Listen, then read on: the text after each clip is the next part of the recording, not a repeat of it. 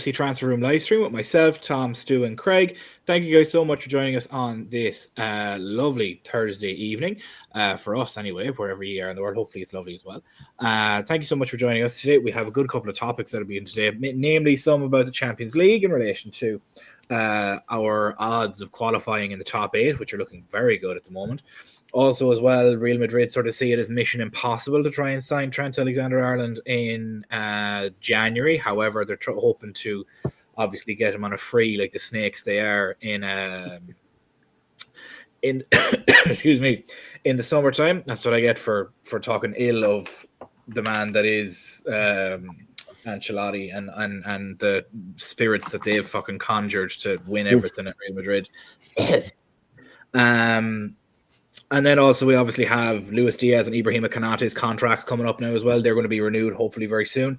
So that's something that we have to look forward to as well. It was obviously mentioned on yesterday's stream in relation to Ariel and Tchouaméni. Apparently that has reared its head again, although I don't believe it to be so, to be perfectly honest with you. I think it's just a whole lot of waffle and just maybe his agent trying to stir something up. Who knows? In other news, though, Omar Marmoush, Liverpool's target, scored an absolute worldie of a free kick earlier in the Europa League that they're playing in.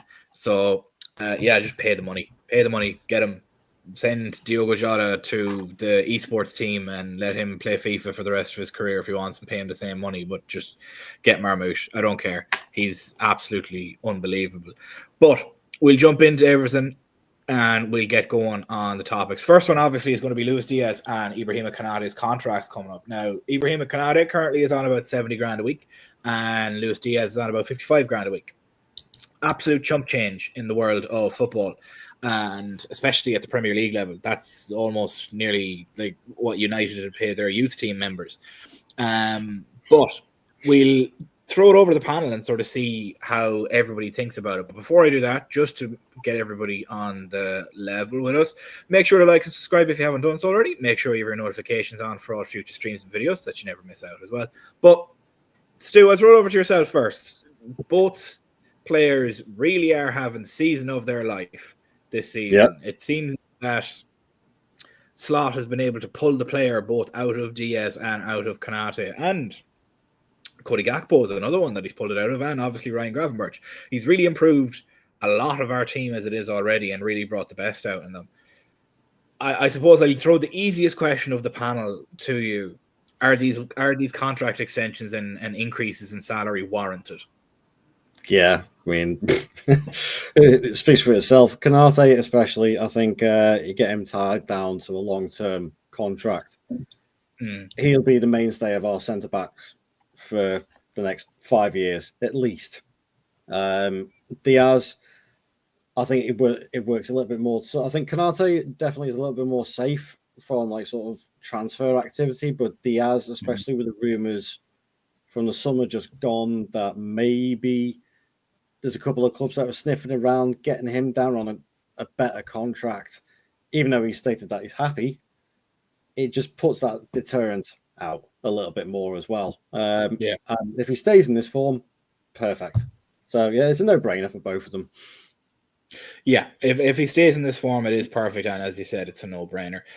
See, it's something that it's after popping into my head as you mentioned it there, obviously with the rumors of the summer, is how Barcelona are currently doing in La Liga. That they struggled because they haven't really won anything of late, and all of their spending has been all over the place. But they've kind of righted the ship under Hansi Flick, and it seems that with whatever, if they win La Liga this year and pump Madrid, and it seems like they're doing it, and they already have done, they could be back to one-to-one spending, meaning that the likes of Nico Williams will be back on the transfer market, the likes of Luis Diaz may be getting courted to Barcelona, seeing as that's where his dad wants him to play. So there could be something there. Maybe a gentleman's agreement could be entered into a contract. He just gets paid a little bit extra here before leaving in the summer, so that his contract ends up going up again when he goes to Barcelona, if that makes sense. So that could be something that could end up happening. Craig, I'll ask you something of a similar question. Obviously, Stu mentions that these contracts are warranted. So Luis Diaz is the older of the two. He's late 20s. I say older. He's still a child, realistically, to a majority of us. How long would you give both of them, and how much? Diaz is on 55 grand a week at the minute, and Konate is on 70 grand a week at the minute. No, isn't it? Because like whatever we say, the clubs out there that can offer more. I always think to myself, like, I don't know, it's because like we'll never earn that well. Like, what can you possibly buy when you're on 120 grand that you can't buy on 100? But that's my own issues, I suppose. The money they're on, like you said before, you know, that's nothing, is it, when you compare to some of our rivals and what they're paying? I mean, blooming hell, the subs bench at Man City are probably earning 3 times that. But what you said at the intro was where our Arne Slot has just increased like player performances is unreal, isn't it? Diaz in that 9 position, though we were chatting about it behind the scenes, but Diaz in that 9 position, like I know he was a little bit quiet for the first 20 the other day, but that finish, that first one was pure composure, wasn't it? I hadn't seen that level of composure from him last season. Clean through, keeper sprinting out, easy little chip over, and had that positioning elements where he was just free for every goal, looked really calm, composed. I mean, even if you doubled it, what did you say he's on, 55? 55, yeah. Even like doubling his wages, you probably wouldn't even blink, would you, really, if you were to see it on a sheet? In the summer, when we were linked with Anthony Gordon, I was kind of like, I was all for it, I think. You would have found a lot of friends in this group if you were all for it. There was nearly a civil war in this group during the summer over Anthony Gordon signing. I'd have took him because how direct he was at the end of last season. He was just ripping players apart. And for the last 6 months of Klopp, I can't think of many players that were just going past someone. And we were just kind of crying out for that, weren't we? But I don't think anyone foreseen how good Slot would do. Like, he's won nearly everything. That Forest game was a bit of a clanger, but other than that, he's won everything, really. The odd draw here and there away to Arsenal. But every player's pure picked up. Konate started adding that kind of consistency as well. Where under Klopp, he was fantastic, wasn't he? 1 game, 2 games, he looked like he was chasing shadows. But he's added real consistency. Obviously, you could double both the salaries. You wouldn't even blink. How long would they give them? You'd have to give them 5 years, wouldn't you? Diaz doesn't look like a player that looks like he's going to lose a yard in the next couple. But gives us safety. Safety we haven't got for Trent, Van Dijk, Salah, which I'm pretty sure we'll probably come to in a bit. Yeah. The thing about it is, though, with Diaz is 27. I give him 3 because the reason why is with Salah, you can kind of see, and Salah is peak physical condition. I don't think there's a pick of fat on that man's body. He doesn't drink, he doesn't smoke, he doesn't do any drugs or anything like that, well, that we know of. But you would assume so, given his faith, that he doesn't. The man treats his body as if it's a temple and nothing enters it without any sort of screening process, I suppose, is possibly what you could describe it as. And you can even see that he's lost pace. So that's why I'd be slightly concerned at going over 3 years for Diaz. 5 years for Konate. I'd only go 3+1 for Diaz. I get it, but I think next year then we're back in the same position again, aren't we? 2 years on his contract, Barcelona sniffing. And I suppose it kind of gives you just a little bit of breathing space. But we didn't really have that. We haven't really had that, have we, for a long period of time where we're just happy with what I play, other than Kwanzaa. Yeah, it's an interesting one because it's kind of like would you give him the 4 years and then when he's 30 and he's going to 31, will you let him go that last summer kind of a thing? Because 3 years is an eternity in football in terms at the end of the day. So like Konate, I'd sign him to a 10-year deal now. Being perfectly honest, like that's just me. Tom, how about you? Would you be of a similar boat of throw them both 5 years and double the salary, and you wouldn't, as Craig said, you wouldn't necessarily blink, or would you be a little bit more cautious on Diaz, as I mentioned, with Salah kind of losing a step or two apace? Yeah, I think it would be a bit more cautious with Diaz. I just think he's quite a similar profile to Mane, isn't he? And obviously Mane, when he turned like 29-ish, 29, maybe 30, he fell off a cliff. So I kind of got that in my head thinking Diaz could do the same, because I think Diaz is quite reliant on his pace and his mobility. Whereas obviously Salah, like you said, he's just, there's not an ounce of fat on him. He's just looks after his body so well. There is obviously the comparisons to Ronaldo in terms of the way he looks after himself and things like that. So I see Salah, being at the top level to 35, 36 at least. But yeah, whereas Diaz, like I said, I do think he kind of relies on that mobility, that pace, that kind of agility.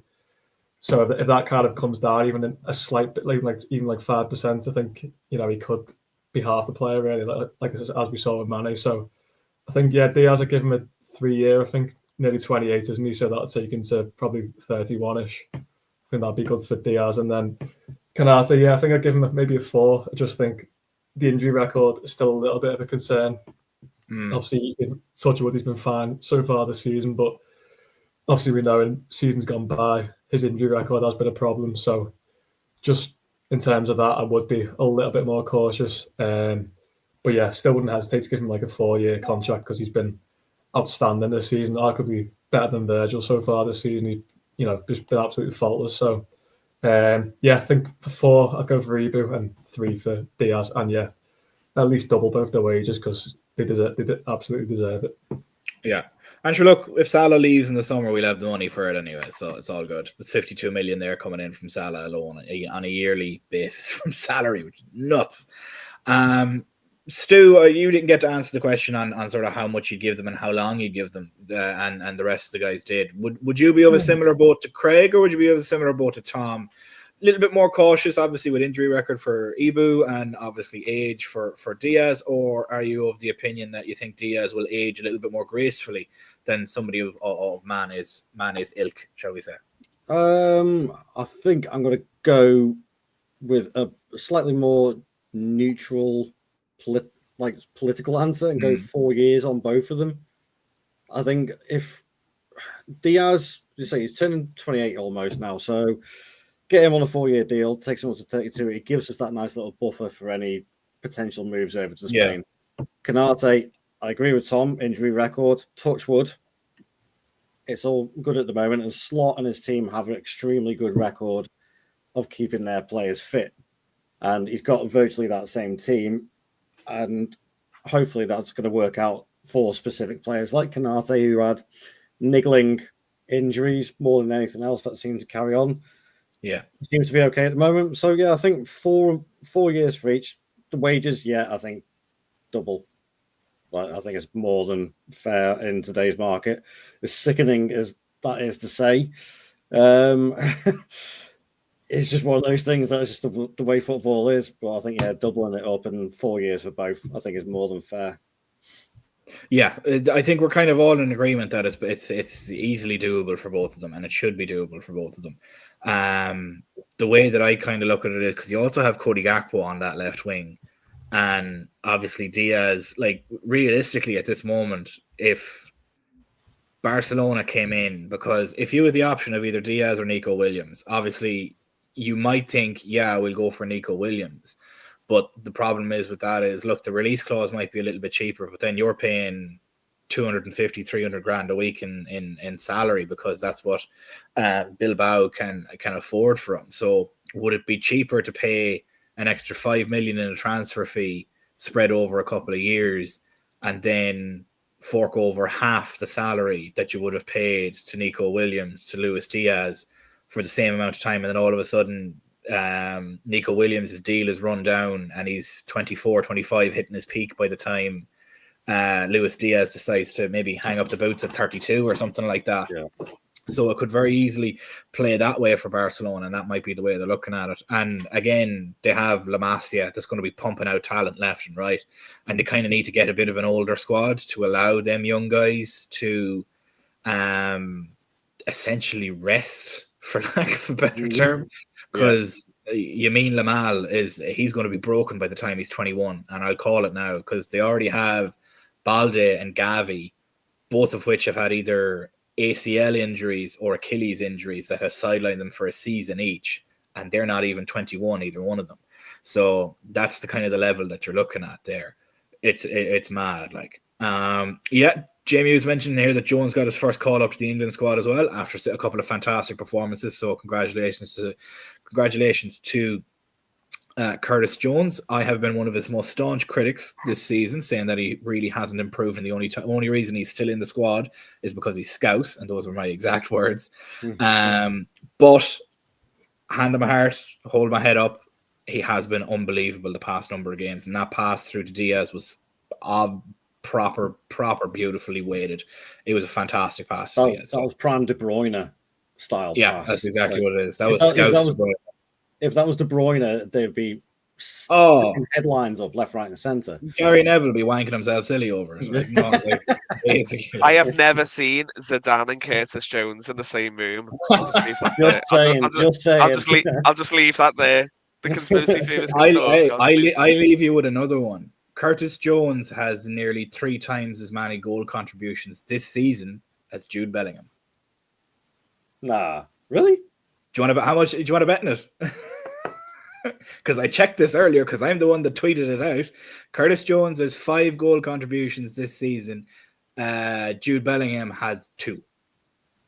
3. I lied. Jude Bellingham has 2 or 3. Sorry to say. Jude Bellingham has 3 goal contributions, and Curtis Jones has 5. So Curtis Jones has nearly double the goal contributions of Jude Bellingham, and one of them. Can see squads when you try and put Mbappe in it. It's exactly what happens. And the hit pieces that are coming out left, right, and center about that they're going, like Real Madrid are going to favor Mbappe over Vinny Jr. And I'm like, okay, give him to us. We'll put Diaz at the 9 and put Vinny Jr. on the left and give Cody Gakpo free reign across the back and let him play in a 10 or something. We'll take him, no problem. Real Madrid are hilariously falling apart, and I know it might be a bit soon. Excuse me. To say it at the moment, but I can't wait for them to come to Anfield. Genuinely, I can't, because feeling a bit more hopeful about it at the moment. Stu, I told you how many weeks ago, and both myself and Dan, that's another host that hasn't been on in quite a while, both said at the start of the season that we will challenge for the title, and everybody called us mad. Every single person said we need to be committed, because there's no way we could. And I'm there sat like this, and both myself and Dan said it, and we said that this squad was 7 points off winning a title last season, but for the grace of the PGMOL, we didn't win it, because the penalty against City, the penalty against Arsenal with the handball of Odegaard, and then on top of that, the Spurs goal that was disallowed as well. There's 9 points straight away. Well, we drew against City, so there's 7 points straight away. But the issue is, or 7 points. 7 points on top of that straight away. But then it also takes 3 points, or a point off City and 3 points off Arsenal. And all of a sudden, we're then sat in first and we've won a Premier League. That's how small the margin was last season. And people just seen Klopp leaving and thought, it's all going to go to shit. Even pundits. Gary Neville said that we wouldn't even finish in the top 4. And United are struggling to finish in the top half, which is comical to say the least, but we used to live for times like these. We're going to move on to our next topic, but before we do, make sure to like and subscribe if you haven't done so already. Make sure you have your notifications on for all future streams and videos as well, so that you never miss out. Jamie is mentioning here that there's a big story here. Slot and the staff are getting more out of and improving nearly all LFC players. That's something I actually wanted to throw to people as well. Tom, we've mentioned a couple of names. We've obviously mentioned Ibou, we've mentioned Gravenberch, we've mentioned Diaz. Jones obviously now is excelling as well. We obviously knew how good Kelleher was. Tsimikas has even broke through in the last number of weeks as well in his performances. Were you expecting this level of uptick with Slot and how he can improve an already very good squad? Like, he done it with Feyenoord, but doing it at Feyenoord in the Eredivisie and then doing it at Liverpool in the Premier League when you're challenging for a title is just worlds apart. But were you expecting this level of an uptick from him? No, I don't think anyone expected this level, to be honest. Obviously, the comparisons with Ten Hag were kind of, they were kind of all there for all to see, weren't they? Like, obviously, coming on from the Dutch league to Man United or Liverpool, it's such a big jump. It's beyond words, really. So there's obviously them reservations, but so far you can't fault them at all, can you? Really, like defensively we look good. Defensively we look good.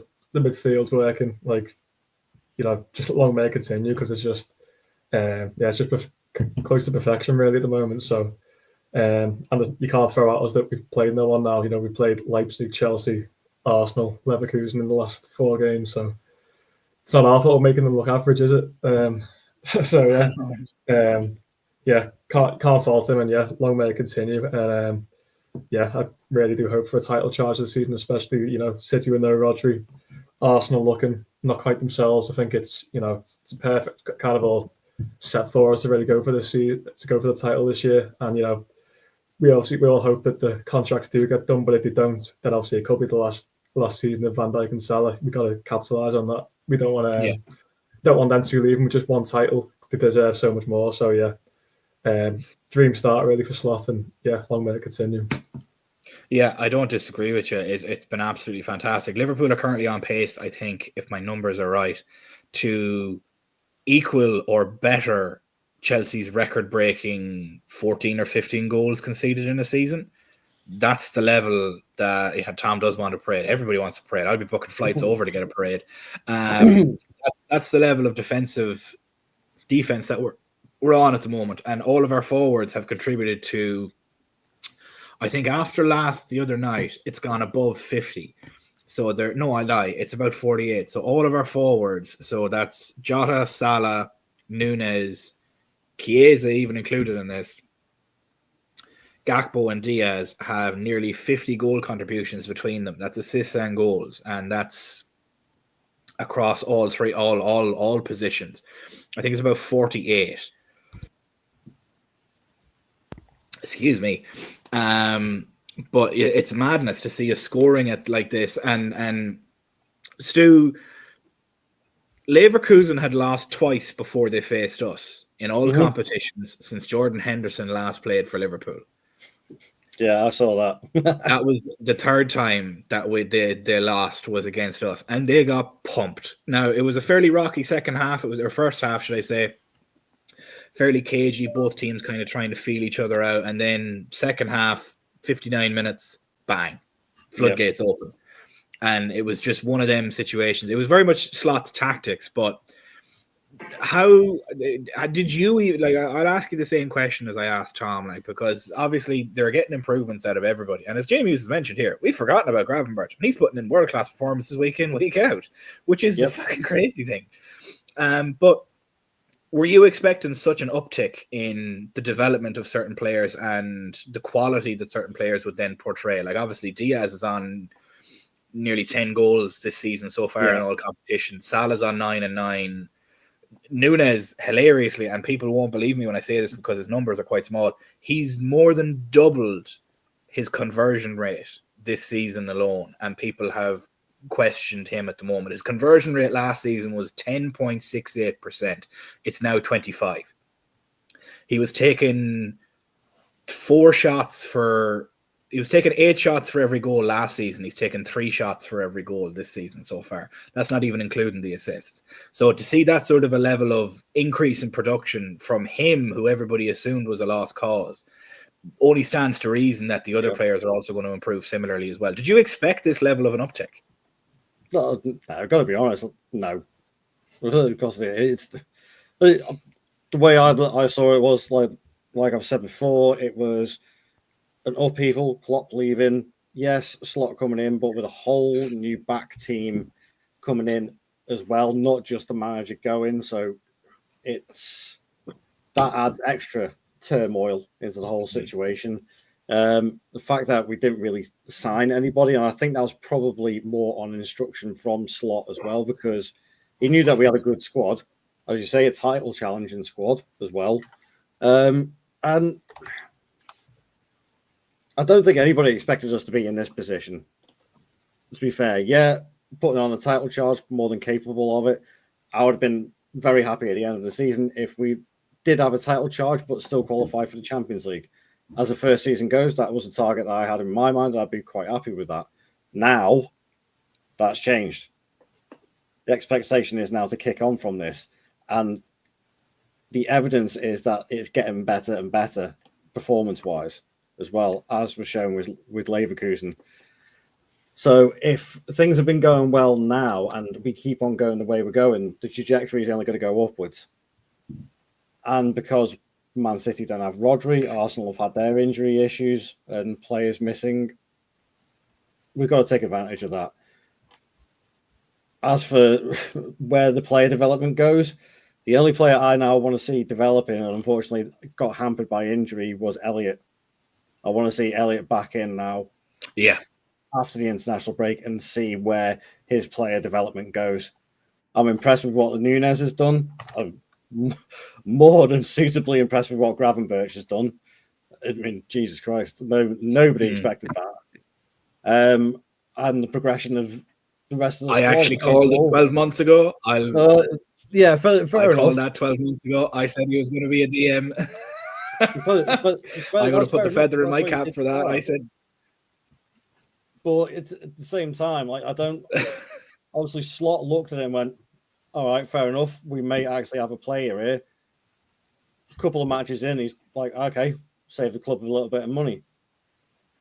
We'll carry on from here and see where we go." So, yeah, I think Elliott is the one player I want to see now when he gets back fit.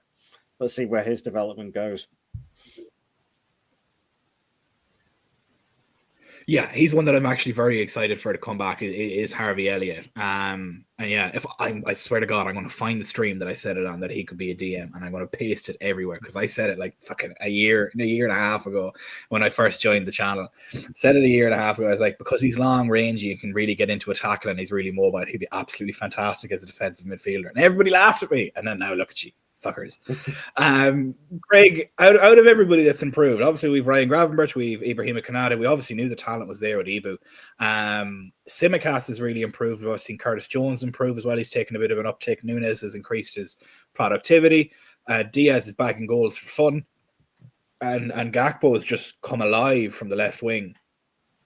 As you mentioned, obviously we were looking at Anthony Gordon in the summer, but now we found out that we have two possibly world-class left wingers that are playing against each other all the time. Who for you has impressed you the most with their sort of uptick in development? I mean, the easy answer is Gravenberch, isn't it? I mean, that's the easy answer. Even though you called it, you make to give Slot the idea, Stephen, of when he kind of like yeah, came he definitely watches us. Like, I know he was kind of watching that, thinking that's not a bad idea. But, I was reading an interview with Trent, and he said, I'm sure I can't remember where I read it, but it said, "What was your initial impressions of Arne Slot when he come in?" And he said, "We had the first training session, and he called all the players and he called them to a side." And I think Trent said something along the lines of, "I thought he's going to go, away we go." Another kind of conversation about how I can't defend. And he said that Slot said to him, showing him loads of videos, and then said, if you approach the player a bit further down from an 8-degree angle, like an 8-degree change in your angle, you'll win a lot more tackles than you don't. And Trent said he went away from it feeling like really positive and wanting to work on his defensive performance. He's been a bit quiet the last couple of games, but he looks all right, doesn't he? Defensively. I mean, obviously, if Gareth Southgate was part of this conversation, we wouldn't be talking in this way, would we? But at the same time, he looks. I think Trent's defensive stability has stepped up a little bit. I weren't buying into one of these ideas that he was an awful defender anyway. Truth be told, yeah. I think he's the best right back in Europe. Really, I can't. I wouldn't swap him with anyone. It's negligent that we've got to this stage where he's a couple of weeks away from being able to agree. I know that's a different conversation, but he's a couple of weeks away from being able to agree a contract with a team from abroad.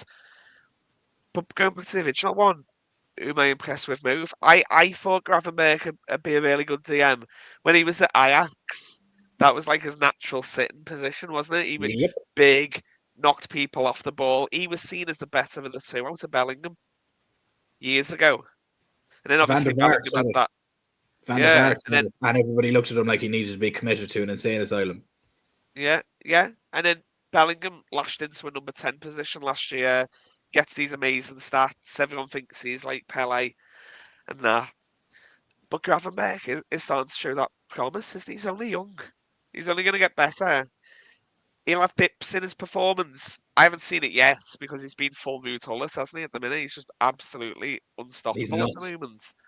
Like his strength, the ability to sprint, his touch when he takes it out of his foot, how he gets 5 yards ahead of the player every time on the turn. That just hasn't happened, has it? Coincidentally, since Arne Slot come in, he's helped him with that. Like you say with Gakpo just looks so much comfortable on the ball. I think under Klopp last season, the amount of times I saw him just standing on the ball. He was standing, he was waiting for play to catch up. This time he's just going at it, isn't he? He looks incredibly a lot more confident. We hired a head coach, and I think that's what we're seeing now. I can't see anyone whose performances have dipped Szoboszlai. I really liked him before he came to Liverpool, and then I liked him for the first couple of games of last season. He's so hit and miss. I think he's a bit of an enigma. I can't like what Stu was saying. I can't wait to see Elliott back. I still think we miss a 6 though. I still think I'd still want another number 6 in the squad. So I'm happy with every one he's took on. Question marks with Szoboszlai, not against his work ethic, but against that delivery. And I know, lastly, and then I'll promise I'll stop talking, is Nunez. I know his stats have significantly gone up, but that's because he's not playing, isn't it? Like, No, it's per 90. So all of them. That's all what of them I mean. So are per 90. free shot, his shot tally's gone down. But under Klopp, the last 6 months last season, he was hitting them from every left, right, and angle, wasn't he? Not necessarily on target, but he was hitting them from everywhere. The concern I've got was a number of times when he came on the other day and he was running through, and there was a number of easy passes. I think there was one where we were running through on goal, and every time he picked the wrong pass. And this is a couple of seasons in now. I still am not fully convinced that Nunez will cut it.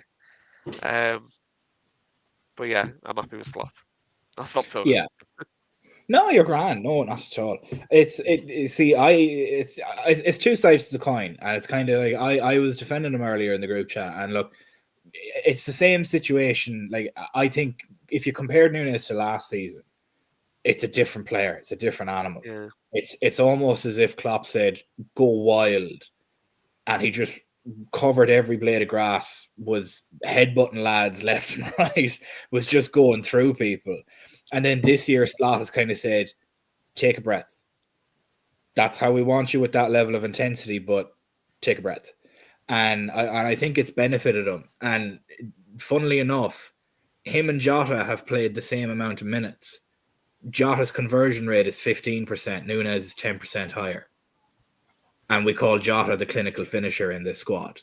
So the minute side of things, he's played about 670 minutes, and Jota's done about the same. Now Jota's obviously been injured for a while, but Nunez never really played to start the season either. So it kind of balances itself out. Jota has 4 goals and 2 assists. Nunez has 2 goals and 2 assists. So the chasm between the two isn't exactly massive, in my own opinion. And I think he's doing massive work. He's almost doing something similar to the Szoboszlai role, where he's just fucking running everywhere. And that's kind of like, you need obviously legs to be able to press in this system. And to your point on Szoboszlai, I think it's very much a similar situation with Nunez. It's just a wrong decision here or there, and it just compounds the problem. Like Szoboszlai has an absolute rocket of a right foot, and there's been times where I've been looking at him and I'm like, shoot it, and he lays it off. And then there's been times I've been looking at him like, Salah's open, lay it off, and he shoots it. And that just drives pure frustration. Like you said, he started really well, and he kind of sold us a bit of a dream wearing the number 8 jersey. And that's just it. I think that as Matty has said a couple of times in the group, that jersey's cursed. There's just, ever since Stevie decided to hang it up and go be a manager, it's just anybody that's used that jersey has been cursed. Naby Keita was the last person to use it, for fuck's sake. Just to put it into perspective, like that's how cursed it is. JB's mentioning here, Stephen, there was a crazy stat that gave Leverkusen 20% of something in the second half, and do you have it? Well, Jamie has actually gone and found it. In 45 minutes, Liverpool hit Leverkusen for 16% of their goals and 10% of the XG against they conceded in the entirety of their Bundesliga campaign last season. That's monstrous. That's Jesus. absolutely monstrous. I actually cannot believe that. Like it just goes to show, like the floodgates opened after that first Diaz goal. Really, really, they did. And that was just absolutely monumental. But I myself am very, very impressed with Gravenberch. I said he'd be a DM. I'll put my feather in my cap for that. But I didn't see this. I didn't see this. And Craig, I would actually like another a DM in it as well. More so, push McAllister up to the 10, let him sit there and create, because him and Elliott creating in that 10 position, and move Szoboszlai to the right wing where he plays for Hungary, and rotate him with Salah and allow fresh legs to come in there for Salah. I think that would probably be the best way to go about it. I don't know what it is with Dom at the moment. His pressing and off-ball work, top-notch. Can't fault it, can't question it. He's a very powerful runner. I get why he's there, but I also think he's being saved by the fact that Elliott isn't fit at the moment. Otherwise, he'd be dropped. To be Just need perfectly a little honest. bit more end product. That's the problem. That's it. That's it. For a 10 who's in a position that he has Mo Salah, Darwin Nunez, Cody Gakpo, and Luis Diaz ahead of him, who are all banging goals for fun and creating goals for fun. He should be up there in those numbers. Well, not even up there on those numbers, but even on XG or XG or expected assists and final third passes or key passes or stuff like that, like chance creation, he should be up there a little bit more, but he's not, unfortunately, which is the mad thing about it. And he's just missed a couple of sitters as well, and I think confidence is probably shot in him at the moment, which isn't necessarily helping. But we're going to move on now to the last topic of today, and maybe we might finish up a little bit early, but we'll probably not at this point. But before we do, make sure to like and subscribe if you haven't done so already. Make sure you have your notifications on for all future streams and videos so that you never miss out on any of our content. We'll be live again tomorrow for our pre-match stream at 7:30 p.m. UK time, and then we'll be live again with myself on Saturday at 10 p.m. because we've a very, very late kickoff on Saturday at 8 p.m., which is quite odd. But Tom, the new Champions League format has been a question of split decisions, realistically. Some people love it, some people hate it. It's kind of like Marmite. It's one or the other. I personally love it. I think it's absolutely thrown a spanner in the works for big teams and those who have had good, quick starts, and our possession-based teams seem to be doing very, very well. Us being top of the league, obviously, is one thing to look at. But then in the top 5, you then have Monaco, Sporting Lisbon, and Brest for some mad reason that they're up there. I'm like, I think it's and then you have the likes of PSG and RB Leipzig, who aren't even in the qualification spots down the bottom of the league. And normally you'd expect them to coast through a group stage, and you'd see the likes of Brest and Monaco and Sporting Lisbon fighting for that second. Lisbon, if they got in a good group, their first spot, but fighting for that second or third place, maybe even settling for Europa. But now they've nearly basically qualified at this point. How have you found the new format? And do you think it's more exciting, or are you a little bit annoyed at the extra couple of games, or how do you find it? To be fair, I wasn't a fan when it first came out. But you know, since it came out, I've actually enjoyed it. To be honest, I think it does add a bit of something. Kind of makes it a bit easier to judge where teams are at, doesn't it? When it's one big league table, it compares the group stage. And then I think it's far from perfect, so that's why I wasn't really against the change, because I think, like I said, the group stage, after you could be through after 3-4 games, and that was it, kind of thing. And the groups be very predictable. You'd have like Barcelona, and then you'd have like, I don't know, Bayern Munich or whatever, and then you'd have like 2 no-mark teams. So you just, the groups would be done before they'd even started. So in that sense, I do like it. I don't like the extra couple of games, to be honest. We all know there's already too many games, and they've added even more in.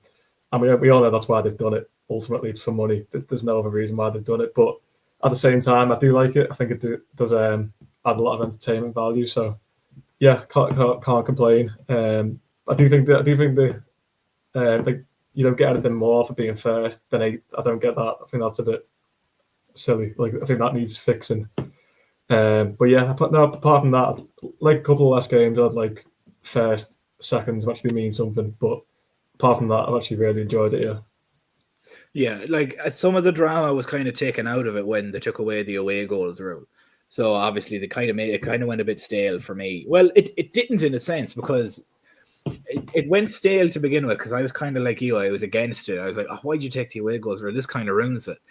And then then you started having games that were 3-3 and 4-3, and they were just absolute stormers of games happening because you didn't like the team that went and won 1-0 at the ground that they visited. Now we're playing at home, and no, we have to go out and score more now because they could come back and score 2 here, and we're all of it. Or they could score 1 and we go to extra time, and at the away goals rule doesn't affect here or whatever it is. Like it made teams have to play a full 90, and the games meant more. And I think that's actually magnified now. Tom, how do you feel about our chances of qualifying? Because I obviously threw the numbers in the little chat that we have here as well. But how do you feel about it at the moment? We're 4 from 4. We've 4 games left. We have Real Madrid, PSV, Girona, and Lille left. Not in that order, but that's the games that we have left. Do you think that we've secured a top 8 position? Yeah, I'd say so. I think from the stats, I think about 15 points pretty much guarantees you, doesn't it? So yeah, we need 1 win from Girona, Lille, PSV, and Madrid. I think it's safe to say we're already through. If you beat Real Madrid, I think we will beat Real Madrid at Anfield. I don't think they'll be able to live with us. If you win that game, then you didn't think you'd say that 6 months ago. I know, yeah. But yeah, I think if you win that, you can play the kids for the last 3 games. Yeah. And I think even with our B team, I still fancy us to beat Girona, PSV, and Lille. So, beat Real Madrid next game, and then, like I said, play the kids for the last few, and then we can, maybe concentrate more on the League Cup, really go for that, because we've got them 3 games in the Champions League to spare to play the kids. Yeah. So, get that game wrapped up, and then, that should be us through, and really go for the Prem and the League Cup, yeah. Exactly. And as you mentioned, there's an extra couple of games as well, because if we finish in anywhere from 9th to 24th, we should play an extra 2 games on top of it. So it's very important not to finish in those positions. But Craig, to give you the numbers on it, so Opta, before the Champions League sort of ran this year, they ran 50,000 simulations of the league stage that we're in at the moment. And 98% of the time, 16 points or more got you into the top 8. And if you had 10 points or more, 99% of the time, you were through in the top 24 regardless. Liverpool at the moment have 12. So we're 4 points off that 98% chance, and we've technically already qualified by those numbers. How comfortable do you feel for these last couple of games? Are you in a similar boat to Tom of beat Real Madrid with the big squad? Because technically we've Southampton today before the game before, so we could rest a couple of people, and it's after an international break. Play the big boys then against Real Madrid, and then from there, then you could basically play the kids for the last couple of games. Do you have similar opinion to that? How comfortable do you feel that we should be? I don't feel comfortable with the stats, but that's because I'm shocking at maths. So I was trying to keep up with what percentage you need when with 24 in a league table finishing in that. So my head had gone a little bit. I was the same as Tom. So when it was kind of like, well, basically I was the same as yourself, Stephen. So when the away goal format got removed, I thought this is going to be naff. So I was fully expecting proper 0-0 galore. And I think, what was it? It was the first season that was kind of like introduced. You had 4 threes. I think there was one where it was the highest ever amount of goals in a match day. And then I started thinking, all right, well, maybe it's not going to be too bad. And then when they announced that they were going to change it to this league format, and then Sky Sports News were running all these kind of like Venn diagrams and blooming like what happens if, and I was thinking this is going to be awful. It's just basically a way to push back the Super League that nearly came in, that everyone wanted to come, not fans, but every kind of like greedy owner wanted to kind of like come in. So I was thinking to myself going into this season, thinking it's going to be naff.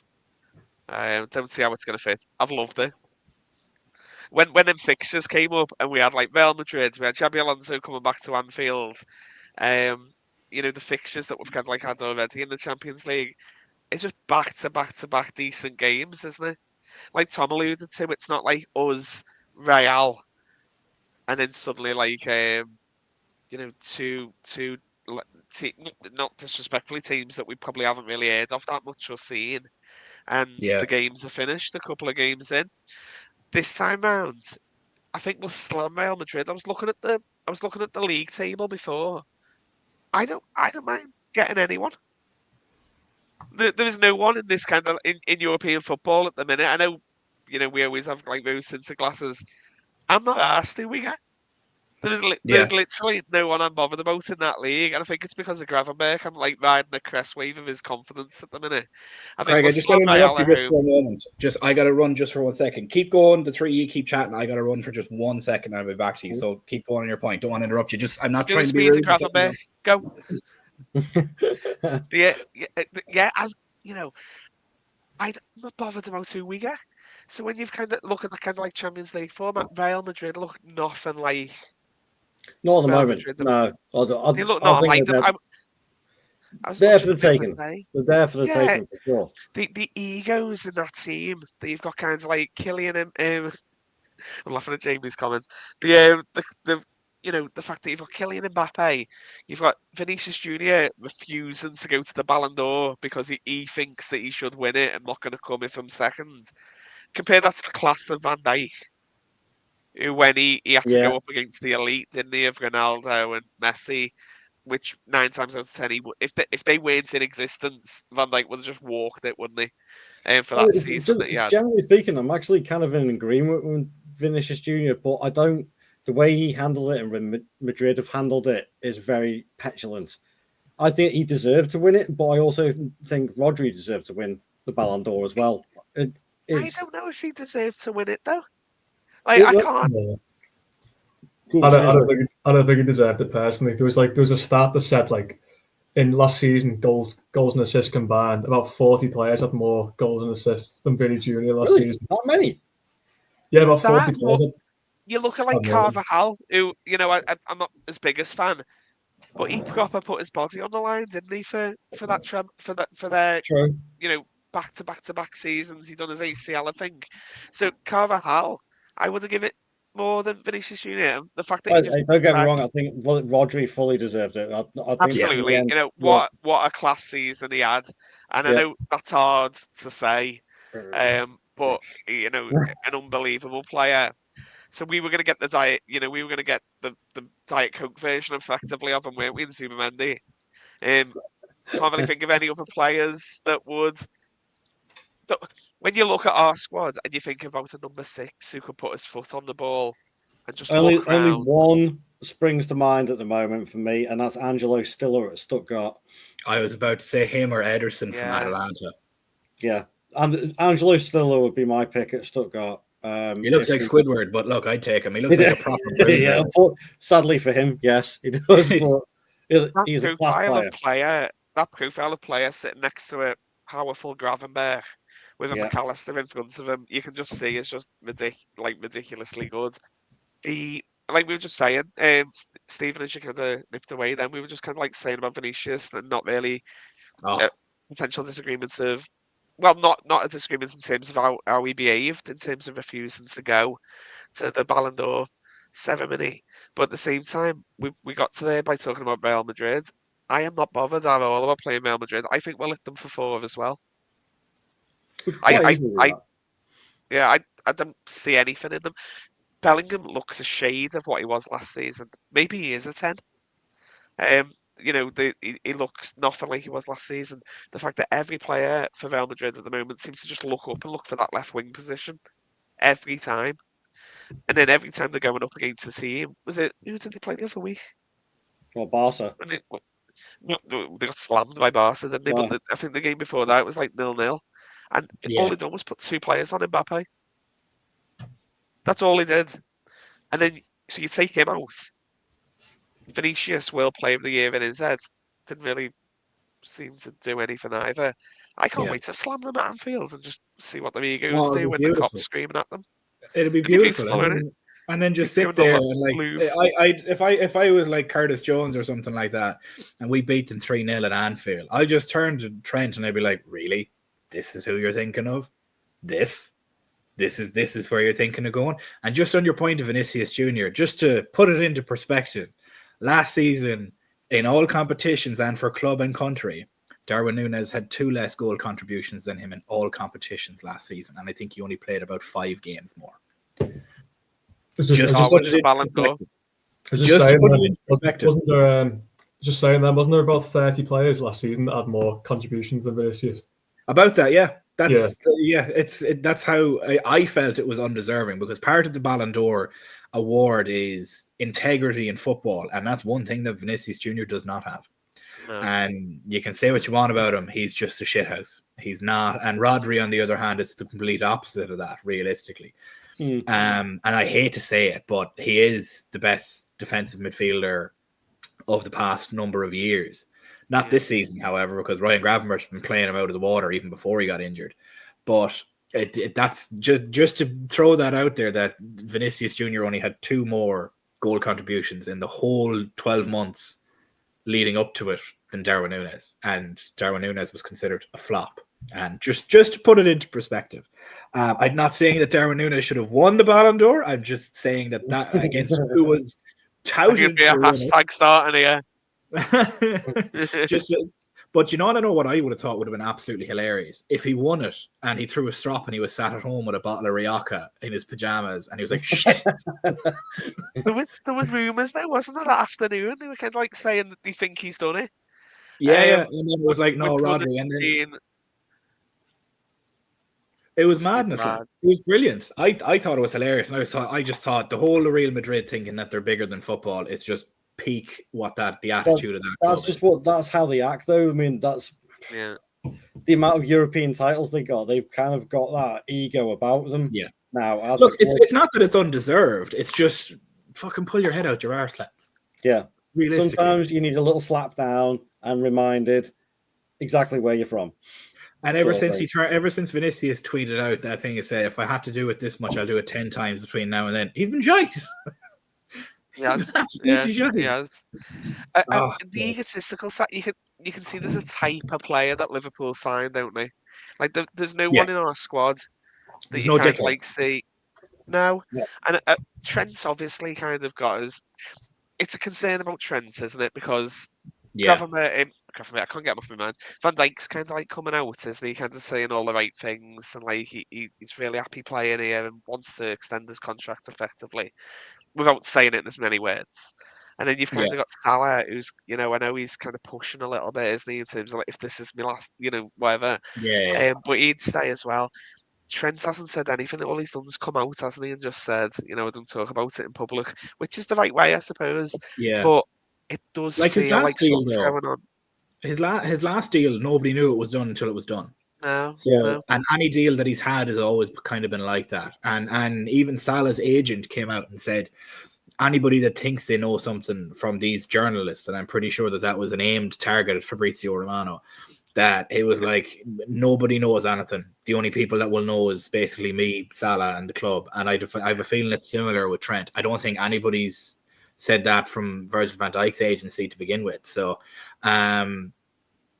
it's an interesting one to look at, because I personally think Salah goes, and I think they keep Trent and Van Dijk and sign Van Dijk to a multiple year contract and Trent to a 5-6 year contract and do it that way. But I think with how close we're teetering to the line of FFP and PSR for UEFA and the Premier League, I get the feeling that Salah may be, like as they say in America, a salary cap casualty, so to speak, because just to give you the numbers on it, I don't like it for what they were being touted for.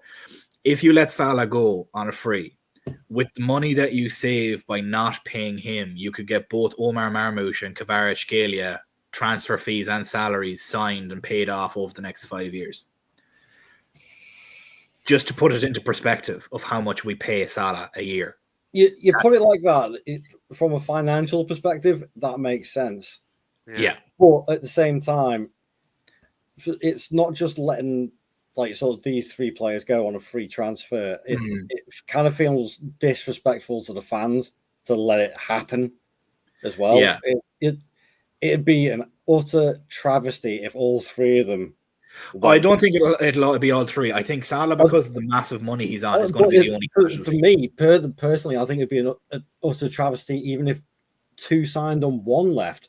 We shouldn't be in this situation. This should be sorted out, and it's pretty much unforgivable for the club to let it get to this point now. I mean, we're only 7 weeks away from where they can actually start signing on the dotted line for somebody else. Yeah, the club though. If any, like, I'll put blame on whoever it happened with it initially, but the club are kind of handcuffed and shafted. The club are left between a rock and a hard place because obviously they had two different sporting directors. Then Klopp decided to leave, and then now we're in the final year, and they needed to see what they would have been like under Slot. Because if this all went tits up under Slot, they would have been like, "Nah, we're gone. Good luck." Whereas they kind of needed to wait it out and see it out. I wish it was as simple as FIFA, where you could just bang the money at them and just hit X, and they're like, "Yeah, sound, I'll take it." Yeah. Or even Football Manager would be more simple than what is going on at the moment. Yeah.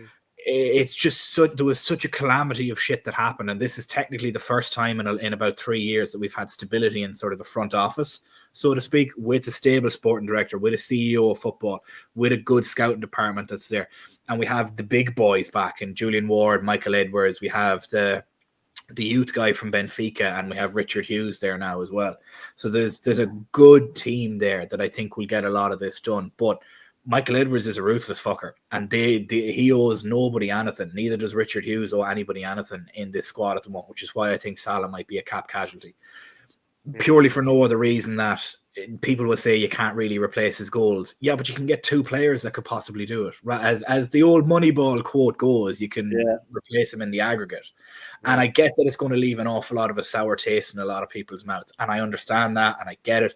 But at the end of the day, if the club are on, I think last season and the season before, it was 69 and 70%, and the limit is 71%, and the limit is 70%. It's how much you spend as opposed to income and money. And Tom, I think you said it at the time when I was saying the numbers to you. You're like, nah, I don't fucking believe Man City are earning that money. And I was like, I don't believe it either, but that's what they've reported. Like cities are apparently earning about 200 million a year more than us. Now, how? Fuck knows. But we're on about 670 million, thereabouts in turnover. So we're spending 70% of that. And that goes on salary, agent fees, bonuses, amortization of transfer fees and whatnot. And we were on 69% and 71% the last two seasons. And because of that dip in income coming in from the Europa League rather than the Champions League, that's going to be on the books now for another 2 years before it gets wiped off the books, which is a real pain in the hole. Which is why I think that 52 million a year from Salah will probably be taken and put towards two younger players. Like Marmoush is 25. I'm just using them as an example. Marmoush is 25 and Kvaratskhelia is 23. All of a sudden, you're 8 to 10 years younger at the right wing position, or you could end up losing others. We lost a couple. I think Thiago was on about a 10 million a year. Then you obviously lost Matip, and then you lost, who else did we lose? Adrian and his fucking 60 grand a week. I think that was the big three that we lost. I say lost, let go is probably it. So you have the guts of about 20 million a year there, which can easily be pumped towards Van Dijk and Trent and their renewals to bump them up a little bit. Along with obviously the lads that came in and Chiesa, and then you have to look at Mamardashvili that's coming in next year as well. Matip is the other one. Apologies. Thank you, JMuse, for letting me know about that. So from a financial standpoint, that's why I think the club will kind of be a little bit handcuffed, purely because hitting Europa League last season, then that being on the books for the next 2 years, Salah's on monstrous money. You're looking to try and upgrade two of the other lads, and as sacrilegious as this is to say, but I'm going to continue my not my narrative on it, rather, but my opinion on it.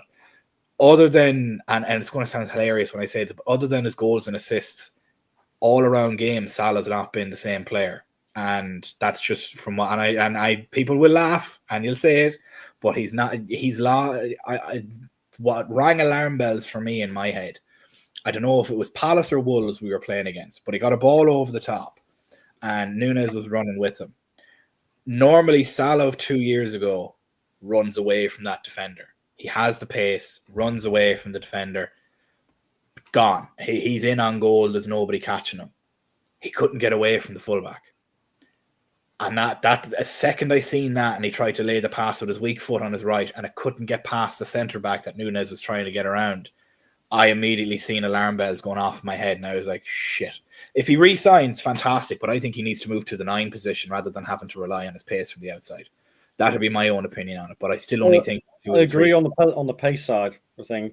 I've noticed that as well. He has dropped half a yard, I'd say. Yeah, I think it's a little bit more than that, but that's just on the eye test that I look at. And it's been a couple of times this season it's happened. If I can find the clips of it, I'll send it into the group chat. But it's just he's been a yard or something ahead, and because obviously you slow down a little bit when you're dribbling with the ball, he normally runs away from players. He hasn't been able to do that this season, and he's gotten way more creative with his passing, but even that's been suffering a little bit because his final third passing has been a little bit woeful too. Like, he could have been on 15 assists so far this season. He had Darwin through 3 or 4 times, and he just whiffed the pass a couple of times as well. Now, I'm not saying Darwin's going to fucking score, but it's a chance that will be there. Like, and that's kind of the worrying part. You can see shade the last couple of seasons when he's running at a defender that's not flat-footed. So when he's running someone when they're running towards their own goal, I think, what was it when he banged? What was it, Brighton? When he kind of like cut back in. But he was doing that against defenders that were standing on him, wasn't he? That's how he's made his career in the last 5-6 years. He hasn't done that this season. He has certainly lost the yard. And I think you're right. That was his main threat, wasn't it? His pure pace in, Mane sprinting down. It's what Diaz has been doing this season. Exactly. I think he goes in the summer. See, I'm starting to get people on the train. J Muse, I am not barking up the wrong tree at all. Look, I'll be happily wrong. If Salah goes and gets a 2020 season where we re-sign him and he goes and he does it for the next 3 or 4, I will happily eat shit on that and we win trophies. Not a problem. I will be glad to be wrong on that. My only worry is... This version of Salah right now is arguably the best version there's ever been, I think. He's lost his pace a bit, obviously. But his passing, his creativity, then like outside the foot passes he does, just his overall game intelligence, I just think he's gone up another level completely in the last year or two. And I do acknowledge he's lost a yard of pace, maybe more. But like I said, I just think his ability on the ball right now is just like it's beyond exceptional. So even beyond, we know the age, we know the wages. I'd still be doing absolutely everything to keep Mo Salah because he's a generational player, and you can't even with 100 million, you can't buy half the player that Mo Salah is. So for me, we got to do absolutely everything. I'm not saying they're the same player, but do you remember Ricardo Quaresma? Mm-hmm. Do you remember him and everything he did? Because he lost his pace at like 19 or something, didn't he? Just kind of like he was like him and Nani were like these like really quick, tricky wingers for Portugal. And then suddenly, when he lost that yard, he just constantly had to use the outside of his foot. And it looked quality, didn't it, on Match of the Day and stuff. Well, not Chelsea, he was naff, wasn't he? But, the Spanish version of Match of the Day, Portuguese version. But the outside of his foot, it looks classy. But Salah losing a yard, I think, takes away his main tool. That's why I think he needs to go to the 9. If he goes to the 9, he'll have the playmaking ability, as you mentioned, Tom. His passing is fantastic. If he goes and play, do you know what would actually be fantastic for rather the twilight of his career, if you want to call it that? The Bobby Firmino false 9 position. Bobby was never an absolute fire starter with pace, but he was quick, if that makes sense. He had a quick first step, which is what Salah still has. It's his overall pace that's kind of lost it. Yeah. I think Salah in that sort of false 9 position will be fantastic. Now, the issue then comes in with the contract. Does he want an increase? Because if he wants an increase, no thanks. You can go to Saudi. Good luck. And I think we need to do that. Yeah, I think we need to use that to our advantage as well as a club. Of Salah turns around and says, I want 400 grand a week. And we say, nah, not a hope. And he says, well, I'm going to go elsewhere. And we just say, cool, go, bye. Where else are you going to compete at this high level? You're not going to go to Real Madrid because they're not going to start you over the likes of Rodrigo on their front 3. And they may pay you more, but you're going to be sat on the bench and you'll just coast to trophies in the Ligas and possibly some Champions Leagues, but you'll never break records and you'll be forgotten about within a year. You're not going to go to Saudi despite the money that they'd hand you. because your legacy is too close to being in the 200 goal category in the Premier League, and you're almost in the and hilariously, I knew he wouldn't score against Leipzig, or not Leipzig, but Leverkusen, because every time he's a goal or two off a milestone, he shits the bed for a while until he eventually breaks through to it. He's not going to score for maybe 4 or 5 more games in the Champions League. Mark my fucking words. He's just going to eventually just bag a goal, and then the floodgates will open and he starts scoring again. That's just how Salah is, and I've noticed it. He's a bit of a shithouse like that. But we're going to end it there. We've kind of gone a little bit over time. Great discussions by everybody. Apologies for my little break. I had to run and grab something. But thank you guys so much for joining us. Make sure to like and subscribe if you haven't done so already, and make sure you have your notifications on for all future streams and videos. If you're currently watching over on Twitter, we've nearly about 3,000 people currently watching across Twitter and YouTube at the moment. Make sure to jump over to our YouTube page and leave a like and subscribe and see all the great content that we have there. But without further ado, thanks so much, guys. We'll see you again tomorrow for the pre-game stream before we welcome Aston Villa on Saturday. Thank you so much for myself, Craig, Tom, and Stu. We'll see you guys tomorrow.